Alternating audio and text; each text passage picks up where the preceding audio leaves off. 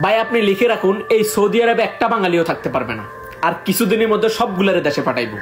Visa তো বন্ধ হবে 2-1 দিনের ভিতরে। দেখেন স্ক্রিনে দেখেন এই ভাইটাকে আজিজিয়াতে ছিনতাই করতে গিয়ে, বাঙালিরা ছিনতাই করতে গিয়ে তাকে কিভাবে আঘাত করে, তার অবস্থা খুব ভয়াবহ করে ফেলছে। তারপরে সৌদি পুলিশ তাকে মেডিকেলে ভর্তি করায়। চিন্তা করছেন ভাই, কিছু বাঙালির কারণে আমাদের সব বাঙালির রিজিক বন্ধ হয়ে যাবে সৌদি আরবে। আর কিছুদিনের মধ্যে এরকম কিছু ঘোষণা আসবে, কারণ এরা একটা জিনিস চিন্তা করবে যে এরা বাঙালিদের সাথে এমন করতেছে, বাঙালির ক্ষতি করতেছে, কয়দিন পরে আমাদের ক্ষতি করবে না এমন তো না। ভাই হাত জোর করে রিকোয়েস্ট করে যারা এগুলা করতেছেন ভাই আর এগুলা করেন না, আমাদের রিজিক বন্ধ করেন না ভাই। আমরা এই সৌদি আরব আসছি রিজিকের জন্য, ফ্যামিলি চালানোর জন্য। আপনারা নিজেরা কর্ম করে খান, কেন এগুলা করেন ভাই?